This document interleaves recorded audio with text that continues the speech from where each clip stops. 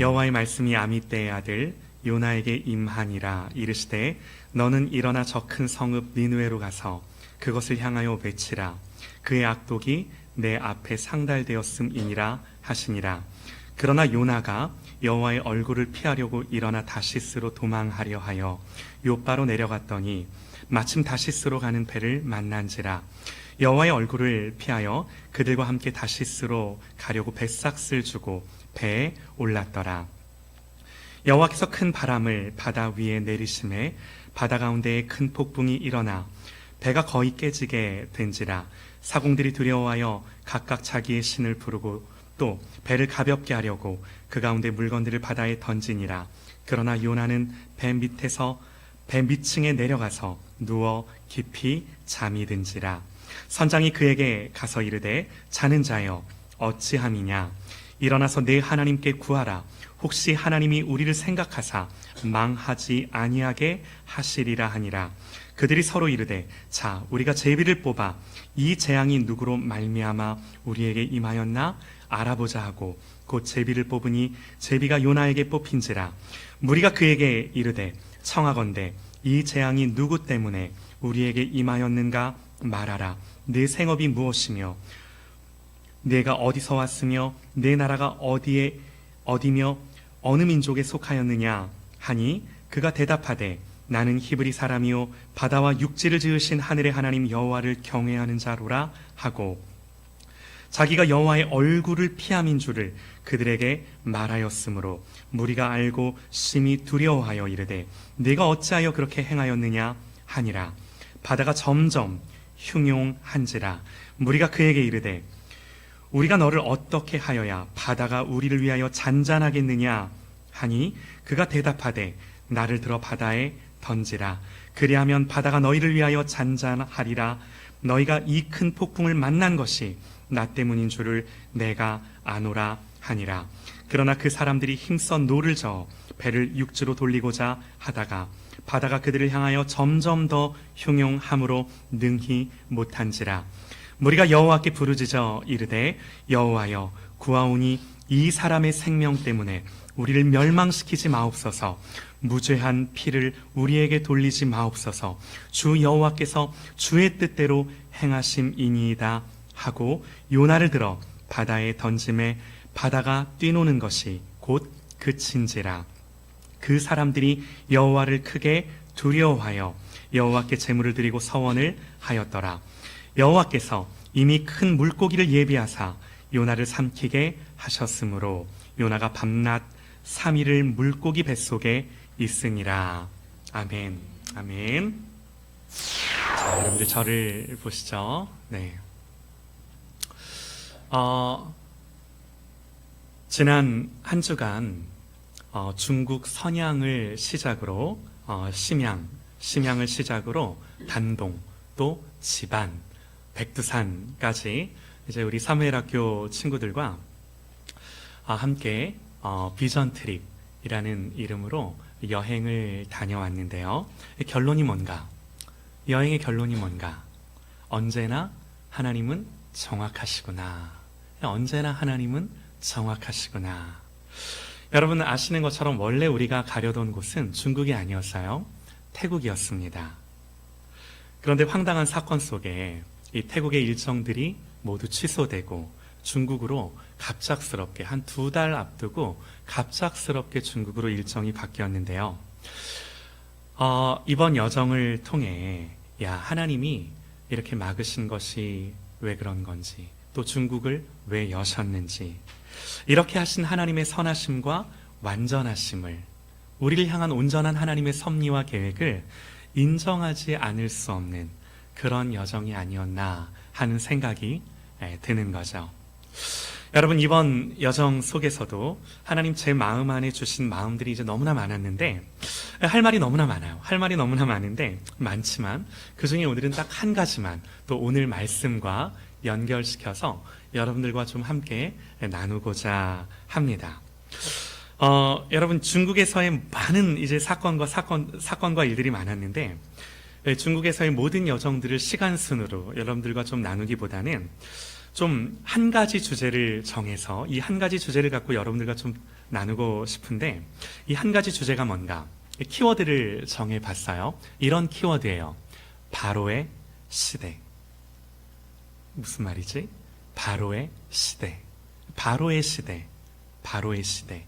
애굽의 왕 파라오에 대한 성경의 표기가 바로죠. 이 바로의 시대. 이스라엘 백성들이 애굽의 노예로 살다가 이 바로가 다스리던 이집트, 애굽을 출애굽할 때 그 시대, 이 바로의 시대라는 키워드를 제가 이번 여정 속에서 한 주제로 정해봤는데, 무슨 말인가? 여러분, 우리가 심양, 이 선양이라고도 합니다. 중국 심양, 선양이라고도 하는데, 이 선양이라는 지역에 갔을 때 서탑교회라는 곳을 방문했어요. 서탑교회. 한번 사진을 볼까요? 네. 서탑교회. 네.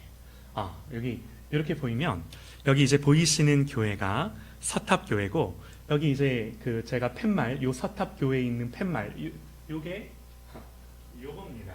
네. 요걸 이제 사진으로 찍어 놨는데, 여기 뭐라고 적혀 있냐면 선양 기독교회 서탑교당, 이렇게 이제 써 있는 거예요. 이게 이제 서탑교회예요.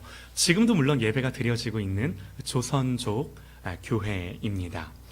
여러분, 이 선양이라는 지역, 옛 이름은 봉천이라고도 불렸는데요. 옛부터 이 선양이라는 지역은요, 중국의 동북 지역 최대의 도시였어요. 가장 발전한 도시였어요. 한때는 이 선양이 청나라의 수도였죠. 그래서 이 선양을 가보면 굉장히 큰 도시인데, 뭐 주거, 교통, 산업, 상업, 생산, 인구의 요충지죠. 자, 무슨 말씀을 드리고 싶냐면, 자, 이런 곳인 만큼, 이런 도시인 만큼, 여러분, 여기 이 도시에 빠질 수 없는 게 뭐예요? 교회죠. 교회. 그 중에 이 선양의 대표적인 교회가 서탑교회라는 곳인데, 이 서탑교회의 시작은 1914년으로 거슬러 올라가요. 지금부터 100년이 넘은 거죠. 설립자 겸 우리 초대 목사님은 김병용, 조선 분이세요. 네. 대한민국 분이세요. 이 100년 전에 이 김병용 목사님이 이 심양 지역에, 옛날에는 여기 이제 100년 전에는 우리나라 우리 선배들이, 우리 선조들이 많이 살던 곳이죠. 이 국경이 지금처럼 분명하지가 않았기 때문에 우리 선배들이 일제강점기 때 일제의 탄압을 비해 간도, 지금 이 지역은 서간도, 이렇게 이제 불리던 곳인데, 이 지역에 우리 선배들이 많이 살았어요. 그래서 이 초대 목사님이신 김병용 목사님이란 분이 이제 이 교회를 개척하고 시작을 한 건데, 이 도시가 계속해서 발전하면서 인구도 많이 늘어나게 되고, 1929년에는 이대 목사님이시자 이제 두 번째 목사님이신 백영업 목사님이라는 분이 새로운 예배당을 건립하는데, 요거예요. 이제 옆에 여러분들 보시기에 왼편에 보이는 거는 최근에 이제 새로 건립된 예배당, 오른편에 보이는 게 이 백영업 목사님이 1929년에 지은 옛 구 예배당, 이렇게 옆에 나란히 놓여져 있습니다. 자, 그런데 정문 사진이 있을까요? 네. 여기 이제 교회 정문이에요. 이 교회 정문에 뭐라고 쓰여 있는가? 자, 요런 글귀가 쓰여져 있어요. 이게 잘 안 보이실 텐데, 여러분들이 한자를 모르시는 게 아니라 잘 안 보이셔서, 네, 잘 안 보이시는데, 예배당 정문에 어떤 글귀가 쓰여져 있는가? 제가 읽어드릴게요. 자, 위에 네 글자는 온형 제시, 일종의 안내문, 이런 뜻이에요. 안내문 하면서 뭐라고 이 교회 정문에 안내가 돼 있냐면, 이렇게 안내가 돼 있어요. 미성년인 금지, 진입 종교 장소. 네, 해석이 되죠. 미성년인 금지, 진입 종교 장소. 이런 글귀가 교회 정문에 붙어 있어요. 깜짝 놀랐어요. 아니, 여러분, 이게 무슨 뜻이에요? 18세 이하의 미성년자는 교회 예배당에 출입할 수 없다는 안내 표지. 아니, 무슨 교회가 19금도 아니고 왜 18세 이하의 어린이 청소년들이 예배당에 들어갈 수 없는가? 너무나 이상하죠? 애들이 예배당에 와서 떠들어서? 그렇지 않죠? 여러분, 충격적이게도 제가 듣게 된 소식이 뭐냐면, 몰랐어요. 중국은요, 2017년도부터 18세 이하의 미성년자들은 공식적으로 예배당에 예배할 수 없는 것이 법으로 제정돼 있어요. 이게 법이에요.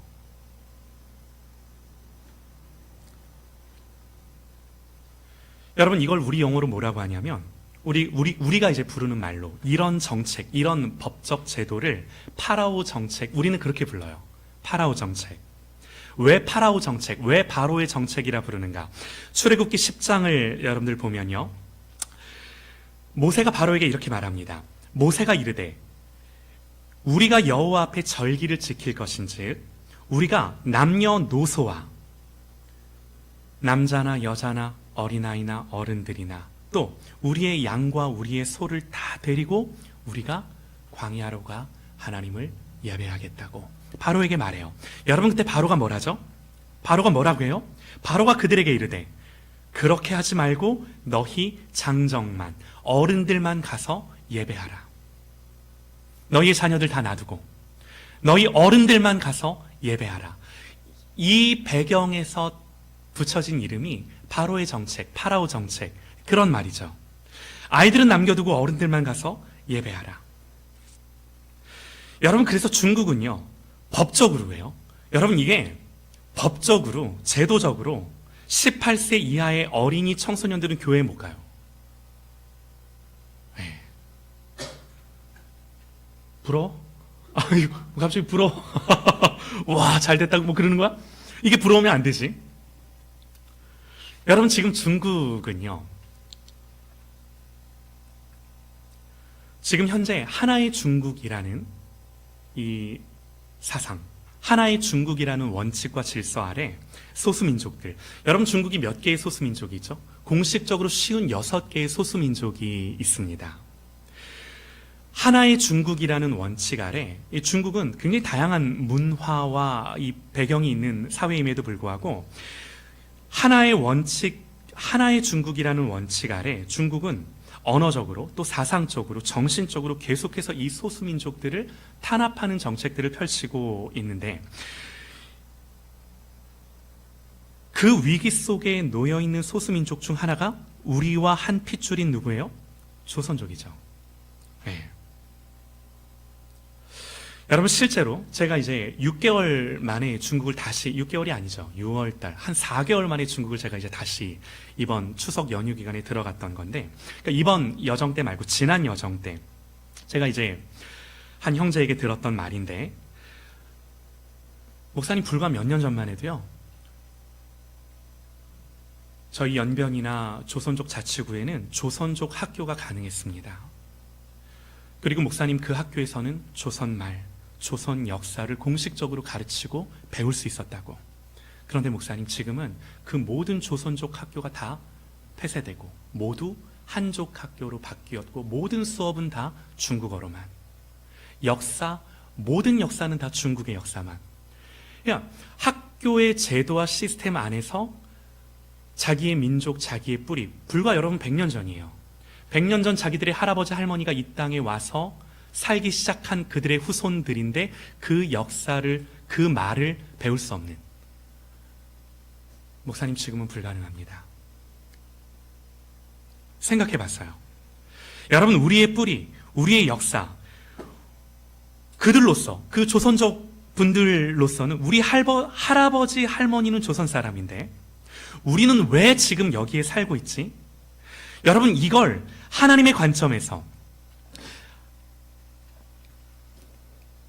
여러분 100년 전에 아시는 것처럼 우리가 이제 간도 땅에 그 많은 이주한 역사들을 보면, 여러분, 이 역사 속에서는 두 가지 키워드가 있어요. 하나는 민족, 하나는 기독교. 민족과 기독교라는 키워드를 갖고 이들이 일제의 탄압을 피해 만주 땅, 간도 땅, 북간도, 서간도로 이주해서 많이 살고 있던 사람들. 여러분, 그래서 이들의 이주 역사를 보면 거기에는 예수가 있고요, 성경이 있고요, 믿음이 있고요, 민족이 있고요. 그들은 가서 교회를 세우고 학교를 세웠던 역사들을 무수히 많이 찾아볼 수 있어요. 여러분, 그래서 그들이 그냥 이주한 것이 아니라 사실 여러분 성경을 봐도 아브라함도 그랬죠. 야곱도 그랬죠. 요셉도 그래. 이스라엘 백성들이 그랬죠. 성경을 보면 하나님이 이주하게 하신 디아스포라의 역사들이 굉장히 많이 나오는데 마찬가지예요. 하나님이 그 당시 우리의 조상들을 이 땅에서, 이 한반도 땅에서 만주 땅으로 이주한 건 그냥 이주한 것이 아니라 우리가 그 역사의 면면들을 보면 하나님의 섭리와 계획 속에 이주한 것들이 명백히 보이는데 너무나 중요한 게 뭐예요? 그들의 후손들이 왜 하나님이 우리의 선배들을, 우리의 할아버지 할머니들을 그 땅으로 옮기셔서 살게 하셨고 지금 우리를 여전히 이 땅 가운데 조선족으로 살게 하고 있는가 하는 것들을 하나님의 관점에서 이해하고 그러면서 우리의 뿌리, 우리의 정체성을 아는 것은 너무나도 중요한 이슈죠. 너무나도 중요한 이슈죠. 그런데 여러분, 이제는요, 이게 공적인 또 제도적인 시스템 안에서는 원칙적으로 불가능한 일이 돼버린 것이 중국의 현실인 거죠. 여러분 아시는 것처럼 중국 정부는요, 공산주의, 사회주의, 유물론, 무신론에 기초한 인본주의적인 사상에 뿌리를 둔 교육을 해요. 하나님 없어요. 자, 여쭤볼게요. 여러분, 제가 가서 이 현장에서 너무나 이 충격적인 이 현실 속에 이런 상황 앞에 놓인 중국 교회의 미래는 어떨 것 같으세요? 여러분, 이제 더 이상 자녀들은 법적으로 교회 안에서 신앙교육을 받을 수 없어요. 예배할 수 없어요. 교회 안에서는. 암울하죠. 여러분, 어렵죠? 소멸될 것 같은 생각이 들죠. 그런데 여러분, 놀라운 건요, 저에게 또 들려오는 소리들과 제가 경험하고 제가 그 땅을 여행하면서 본 것들, 이런 실제적인 탄압과 제약이 있는데도 불구하고 여러분, 실제 중국 교회와 조선족 교회의 이야기를 들어보면 여러분 어떨 것 같으세요? 어쩔 수 없이 가정에서 모이고 어쩔 수 없이 가정들끼리 모이는데 이런 제약된 탄압 속에서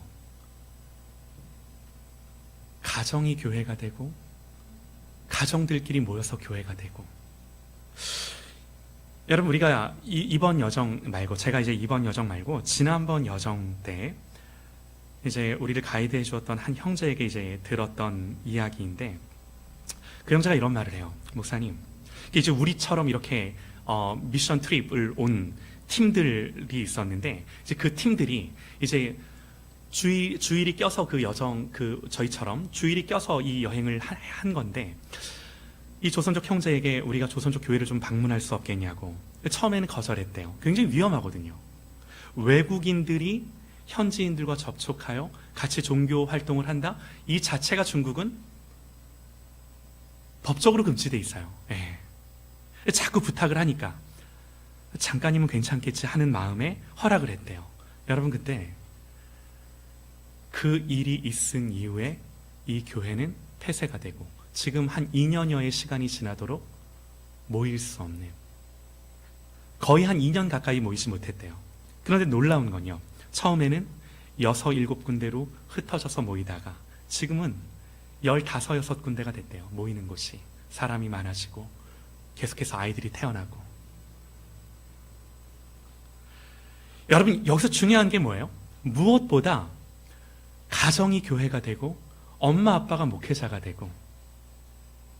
여러분, 제가 이번에 우리를 가이드해 주신 선생님께 여쭤봤어요.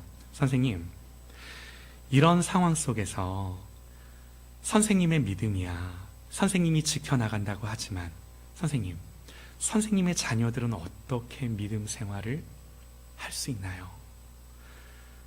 여러분, 근데 그분이 저한테 하시는 말이 뭐예요? 목사님, 그래서 가정이 중요합니다.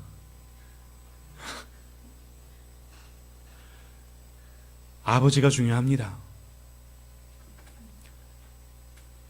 이번에 만났던 우리를 가이드해 주신 선생님은 매우 독특한 분이세요. 네. 이거를 제가 지금 뭐 유튜브로 다 하기 때문에 다 이런 설명들을 드릴 수가 없는데, 이분에게 들었던 간증들, 그리고 이분과 밥 먹으며 또 따로 교제했던 그 너무나 놀라운 내용들이 참 이분 안에 많이 있었는데, 여러분, 가정이 중요합니다, 아버지가 중요합니다, 이 말을 제가 그분들께, 이 D6라는 목회를 하는 제가 그분들께 해드린 말이 아니라, 목사님, 그래서 가정이 중요하고 아버지가 중요하다고, 가정에서 아버지가 중요하다고, 이거를 제가 그분들께 한 말이 아니라 그분들이 저에게 하신 말이에요. 야, 내가 여기서 D6를 배우는구나. 내가 여기서 이걸 배우는구나.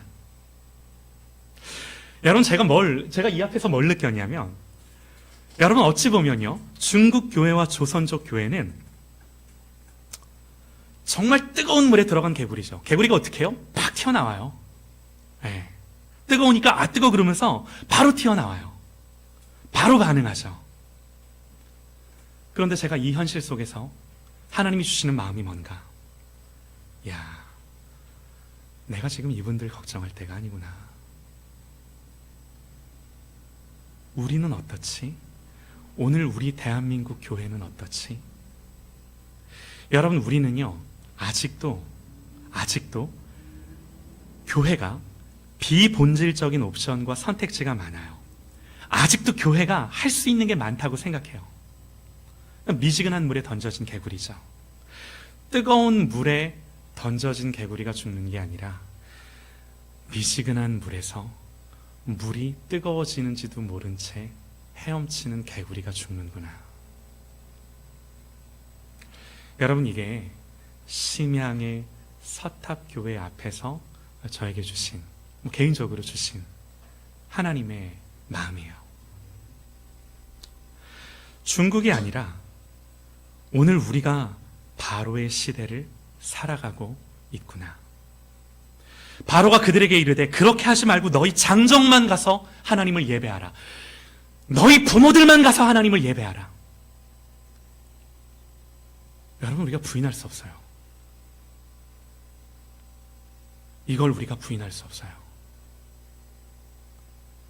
여러분, 우리의 자녀들이 예수를 모르는데 애통함이 없고요. 하나님이 아버지에게, 어머니에게 가정이 교회가 되도록 맡겨주셨음에도 불구하고 우리가 이 일에서 많이 벗어나 있어요. 교회는 열심히 섬길지 모르나 가정은 영적으로 무너져 있는 것이 사실, 솔직히 우리의 현실이더라고요. 여러분, 우리가 부인할 수 없어요. 여러분, 이건 예수 안 믿는 다른 누군가를 향하여 말하는 것이 아니라 예수 믿는 우리들의 모습이 그러하다고요. 내가 교회에서 집사고 내가 교회에서 장로인데 우리의 가정이 그러하다고요. 여러분, 우리는요, 이 두려운 시대를 직면한 거예요. 중국과 조선족 교회는 바로 뜨거워하며 나와요. 근데 우리는 그러지도 못해. 우리는 바로의 시대를 살고 있는데 영적으로 이거를 모르더라고요. 저도 그랬더라고요. 여러분, 이번 여정에서 너무나 감사한 것은 하나님 저에게 개인적으로 이런 우리가 직면한 바로의 시대를 다시금 보여주신 것. 여러분, 저희가 이번 여행을 하면서 배를 3번을 탔어요. 원래는 두만강 끝에서 압록강 끝까지 저희가 여정하는 여행들이 보편적인데, 이번에 이제는 그렇게 하지 못하고 두만강 자락들을 계속해서 여행하면서 국경 지역에서 이제 북한 땅을 바라보고 기도하고 중보하고 하는 시간들을 가졌는데, 저희가 압록강에서만 배를 3번을 탔는데, 예전에는 여러분, 배를 타면요, 북한 사람들과 대화가 가능할 만큼 배가 가까이 갔어요. 또 북한 사람들에게 우리가 이제 비닐봉지 같은데 달러랑 뭐 음식들이랑 이런 거 해가지고 이렇게 던져주면 북한 사람들이 가지러 나오기도 하고. 지금은 전혀 이제 그런 일들을 할 수가 없는데, 그래도 배를 탔는데 굉장히 가까이서 우리 북한 땅을 바라볼 수 있었는데, 인상적인 장면이 하나 있는데요. 다음 그림 하나 보여줘. 예. 이 배를 타고 가까이서 이렇게 보여요. 여러분, 이게 뭐냐면 북한의 소학교, 초등학교예요. 여러분, 이 건물을 핸드폰 사진으로 클로즈업해서 보면은 뭐라고 써 있냐면 이렇게 써 있어요. 예. 경애하는 아버지 김정은 원수님의 참된 아들, 딸이 되자. 경애하는 아버지 김정은 원수님의 참된 아들, 딸이 되자. 여러분, 여기서 김정은만 하나님으로 바꾸면 그대로 우리가 그냥 쓸 수 있는 말이에요. 경애하는 아버지 하나님의 참된 아들, 딸이 되자. 얼마든지 우리가 우리 교회 표어로 해도 돼요. 예. 전혀 어색함이 없죠. 여러분, 이걸 보면서 무슨 생각이 들었냐면, 사상과 이념의 전쟁을 넘어 영적 전쟁이구나. 여러분, 이게 중국과 북한에는 눈에 보여요. 근데 우리는 눈에 안 보여요. 네. 이 전쟁이 여기 가잖아요. 피부로 와닿아요. 우리는 둔감해요. 여러분, 이게 뭐예요? 다음 세대들, 우리의 자녀들을 두고 전쟁을 해요. 공중 권세 잡은 자가 정권과 권력을 이용해 우리의 자녀들을 뺏어간다. 전쟁을 한다고요. 여기 이제 우리 자녀들이 있는데, 얘들아, 너희들이 대한민국에 태어나지 않고 여기 북한에서 태어났으면 경애하는 김정은 왼수의 자녀가 되는 거야. 김정은 원수님의. 여러분, 여기서 깨닫는 게 뭐예요? 우리에게 주어진 자유의 소중함. 하나님을 마음껏 예배할 수 있는 자유의 소중함. 여러분, 그런데 이 자유의 소중함이 여기서 끝내야 될 게 아니더라고요. 여러분, 이게 이쯤 되면 여러분, 우리에게 주어진 자유는 그냥 소중하구나, 이게 아니라 여러분, 이 자유에는 책임과 사명이 있는 거예요. 우리가 복받았구나. 여러분, 여기서 그치면 안 되지 않을까요? 이 자유가 주어진 이유에 대해, 목적에 대해 당연히 사명과 책임으로 반응해야 되는구나. 사랑하는 여러분, 여러분 한번 답을 해보셔요. 우리가 가진 자유가 어떻게 비전이 되고 어떻게 사명이 될까요? 여러분, 박해가 없는 지금 마음껏 하나님을 예배할 수 있는 자유가 우리에게 있는데, 여러분, 이 자유가 어떻게 우리의 사명이 되고 비전이 되나요? 하나님을 예배할 수 있는 자유. 여러분, 이 자유는 더 깊은 예배를 드려야 하는 사명, 더 함께 모여 예배해야 하는 사명, 책임, 더 자주 하나님을 예배하며 기도하며 하나님을 높여야만 하는, 마음껏 감격하고 그 하나님을 선언하고 선포해야 되는 사명. 여러분, 그래서 예배할 수 있는 자유는 더 깊이, 더 자주, 더 많이, 더 함께 예배해야 하는 사명인 줄 믿습니다. 이 자유가 사명인 줄 믿습니다. 할렐루야. 아멘이에요. 여러분, 또 우리에게는요, 여러분, 부모가 마음껏 우리의 자녀들을 가르칠 수 있는 자유가 있어요.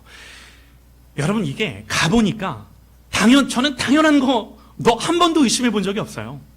당연한 줄 알았어요. 그런데 가보니까 전혀 당연하지 않아요.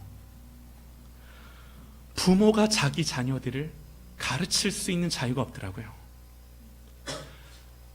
학교가 정한 대로, 내지는 정부가 정한 대로 그 사상과 언어와 그 생각을 가르쳐요. 여러분, 그런데 우리에게 자유가 있는 줄 알았어요. 그런데 우리 아이들이 학교를 가면, 우리 아이들이 세상에 나가면, 우리 아이들이 유튜브를 통해 미디어를 보면, 부모가 부모의 권위를 갖고 가르칠 수 있는 자유가 과연 우리에게도 있다라고 자신 있게 우리가 말할 수 있을까요? 정말 우리의 자녀들을 세상의 가치, 세상의 유행, 세상의 흐름, 세상의 사상, 온갖 미디어가 가르치는 그 모든 사상을 배제하고 정말 부모가 옳은 것, 바른 것을 가르칠 수 있는 자유가 오늘날 대한민국 사회 안에 있다라고, 여러분, 우리도 그렇게, 여러분, 이게 보이더라고요. 이게 여기에만 없는 게 아니라 우리도 없구나. 우리도 없구나. 세상이 주입하는 대로, 가르쳐주는 대로, 세상의 메시지, 세상의 가치대로 우리 아이들이 듣고 보고 그대로 자라는구나. 여러분, 우리에게 가르칠 수 있는 자유가 있을진데 천지와 바다와 만물을 지으신 하나님을 가르쳐야 하고, 우리에게 주어진 하나님의 약속이 뭐고, 여러분 놀라워요. 우리에게 주어진 하나님의 언약, 하나님의 약속, 우리의 자녀들이 존재하기도 전에 우리에게 성경으로 주어진 하나님의 언약이 무엇인지 우리의 자녀들에게 가르침으로 말미암아, 얘들아, 너희들은 이런 하나님의 자녀야, 이런 하나님의 백성이야, 세상을 향해 쫄지 마, 이런 하나님의 약속대로 반드시 너희들에게 하나님이 이루셔. 여러분, 이걸 단 한 번이라도 우리의 아이들에게 명확하게, 니들이 누구인지, 너희들이 어떤 존재인지, 너희들의 정체성에 대해, 하나님이 너희들에게 주신 약속에 대해 정확하고 분명하게,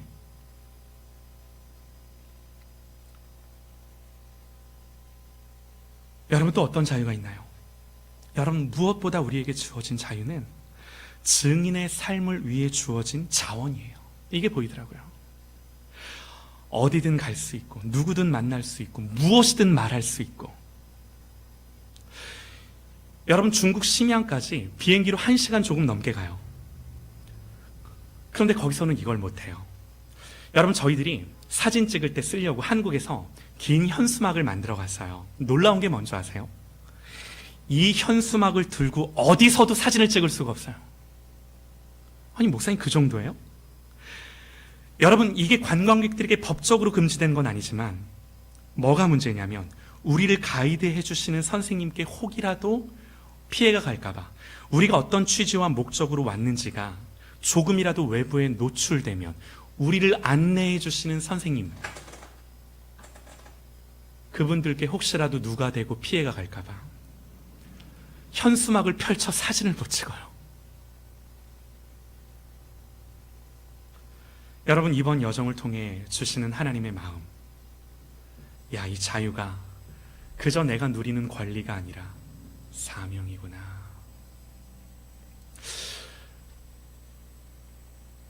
여러분, 저는 많은 부모님들께 애들 학원비에 돈 쓰지 마시고 빚내서 여행 보내시라고, 빚내서 여행 보내서 아이들에게 보여주고 경험시켜주고 만나게 해주고 배우게 해주고. 여러분, 이게 책에서, 미디어에서 물론 뭐 배울 수 있겠죠. 그러나 말과 글로 배울 수 없는, 현장에서 만나고 피부로 와닿고 만져보고 들어보고 눈으로 보고 해야 현장에서 느껴질 수 있는 어떤 통찰들이 여러분 여행에 있어요. 이걸 이제 우리 아이들과 함께 이번 비전 트립을 통해 함께 느끼고 나누고,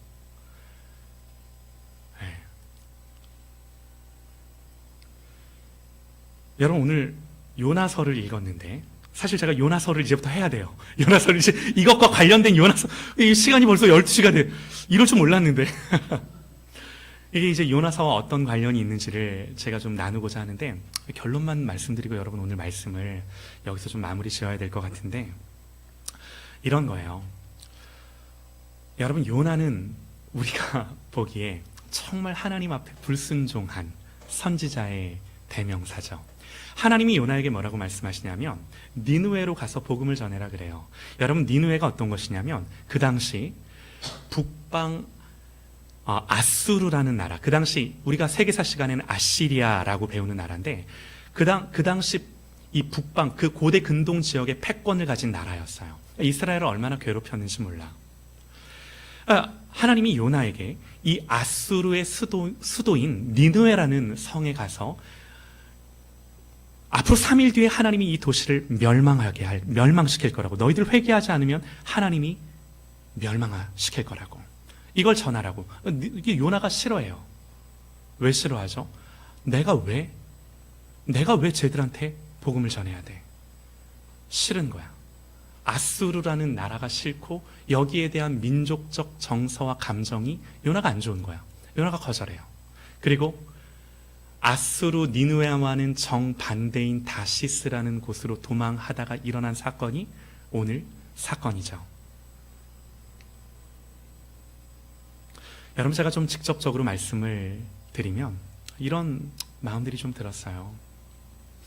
여러분, 잘못된 사상, 하나님 없는 생각은 미워해야 돼요. 하나님 없는 생각, 하나님 없는 사상은 우리가 미워해야 돼요.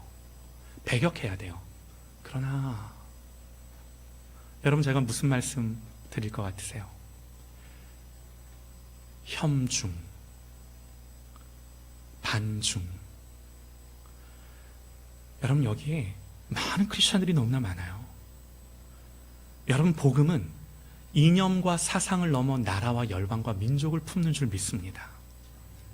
여러분, 우리가 중국 가서 이방인이잖아요. 이 말씀 드리고 마칠게요.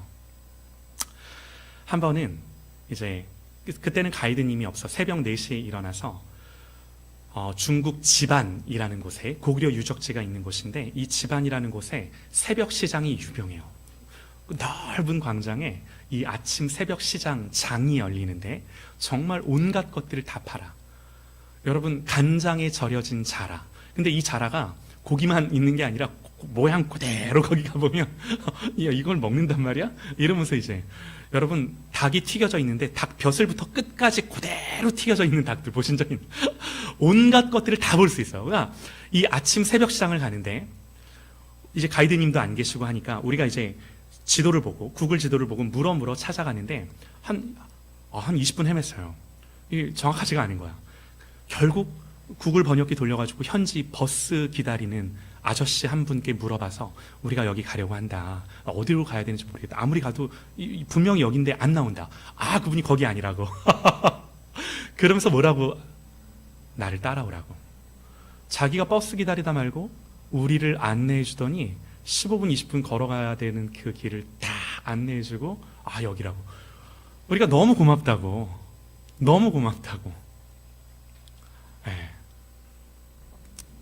뭘 느끼냐면, 우리가 사랑하지 못할 사람 없고 품지 못할 사람 없고 우리도 이방인이 되었을 때, 여러분, 예수 믿는 사람이 이제 오늘 본문의 말씀 속에서 정말 어떤 교훈과 예수 믿는다라는 것이 이 세상을 살아갈 때, 사람을 대할 때 예수를 믿기 때문에, 하나님이 내 아버지시기 때문에 내가 저 사람에게 갚아줄 게 있어도 다 그에게 갚지 않아도, 그에게 친절을 베풀어도, 그때 그 사람 때문에 내가 손해를 봐도 하나님이 내 아버지라는 사실 때문에 내가 그 사람을 대해야 하는 태도가 다르다라고. 성경이 우리에게 그렇게 가르치는 거죠. 여러분, 그래서 이번 여정에 이제 있었던 일들을 잠시 좀 나누며, 야, 정말 우리가 어떤 비전, 어떤 생각, 어떤 하나님의 나라, 우리 윤수영 집사님 하실 일이 많아요. 정말 나라와 열방과 민족들을 위해 우리 집사님은 비즈니스를 통해 선교사님들과 함께 동요. 여러분, 목사님은 못 들어가는데 사업가는 들어가요. 들어가요. 사업하면서 복음 들고. 정말 우리가 여기에 깨어 그 하나님의 나라와 열방을 품고 그 하나님 하시는 일들을 바라보며 하나님의 나라가 이 땅에 오는 그 일에 헌신하고 우리의 인생을 드리는, 우리의 시간을 드리는 그런 저와 여러분 되시기를 예수님의 이름으로 축원합니다. 기도합니다.